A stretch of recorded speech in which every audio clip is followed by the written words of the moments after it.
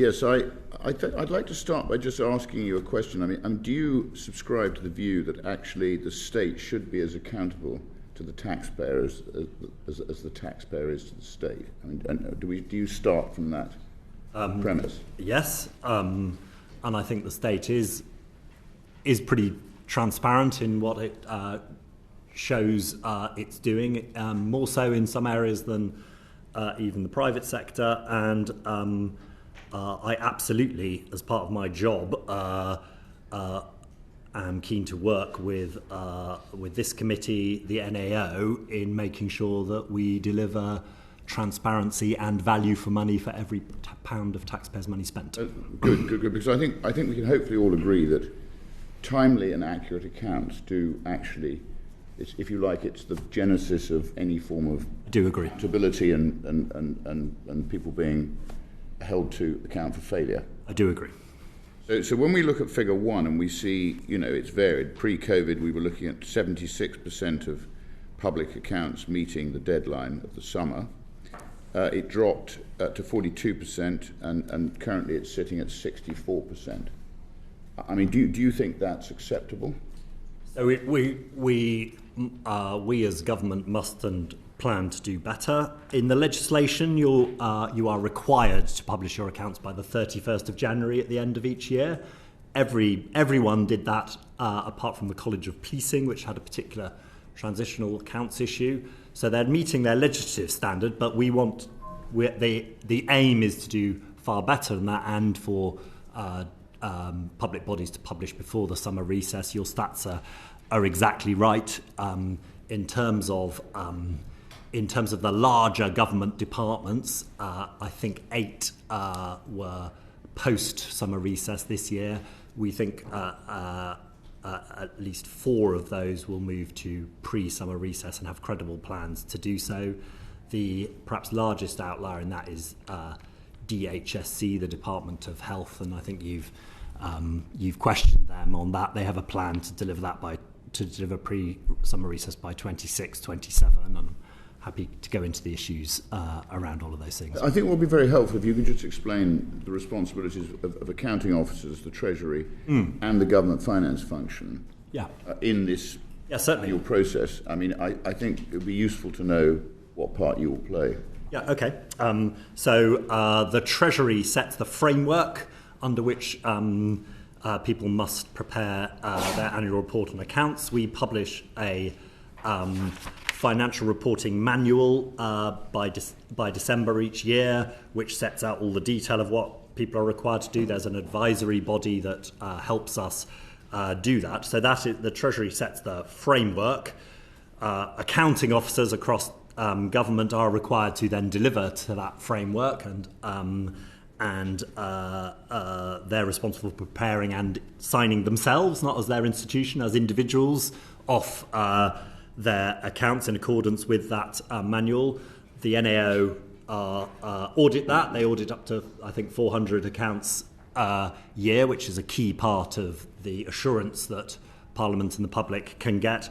And the government finance function, which is the function that does finance across all departments, with the Treasury, is here to try and help departments share best practice and push for improvements and continuous improvements, learning from each other in that regard.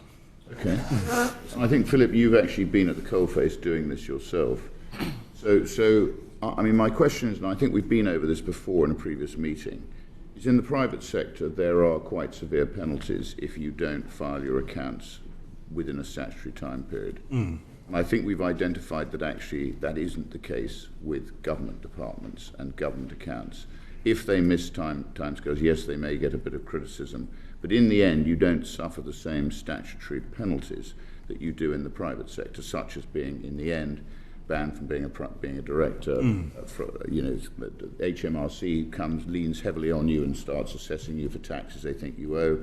That doesn't, I think, happen in the state sector, as we've identified. So there is a schism between the private sector and the public sector in terms of penalties for not basically adhering to a statutory timetable. So why is that not the case with the state? So I hear what you say, and we've discussed this before. Wouldn't that be the same? So So, as I said, they're legislatively required to lay their accounts by the 31st of January, not legislatively by summer. So, but they are encouraged to do it before summer. Everyone is meeting the legislative standard, apart from this College of Policing side of things. But to your point, and you can consider whether you feel this is. I mean, I think it's very serious if your accounts are late or indeed qualified or indeed deemed to be thing. You are signing them. I sign the Treasury's accounts personally a number of times. I am personally responsible to Parliament, this committee, other committees, for doing so. And to your point about you would get a whole host more scrutiny, that is the model that we have set up too. If you are, we call it our Project Reset, if you are a highly competent finance function delivering on time and to high quality, the Treasury, which can be even worse than HMRC, will mainly leave you to your own devices. We'll have higher delegated limits for you. We will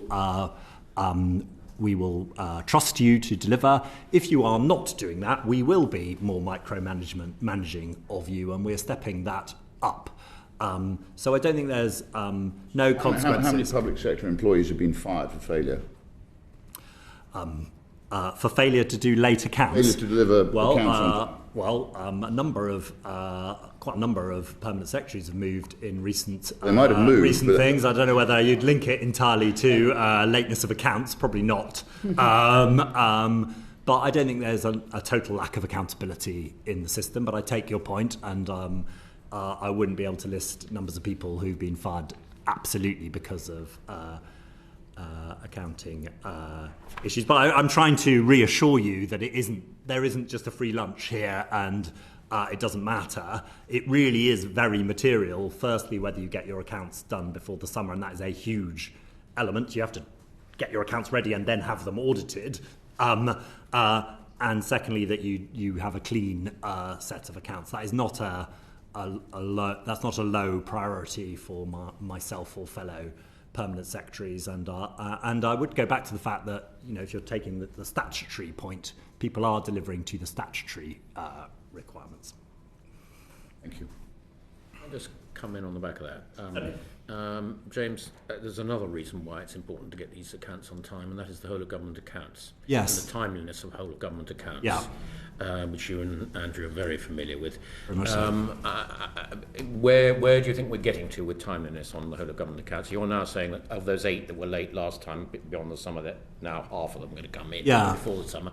Is this going to affect the timeliness of whole of government accounts? No, not those large departments. The thing that is our biggest drag on the whole of government accounts, and we set out our timescales, I might ask Andrew to remind me, is the poor and unacceptable quality of local audit at the moment, which you do see as a reason for both lateness and qualification, both in accounts directly related to local authorities, accounts with local government pension issues, and the NHS has similar sort of local issues.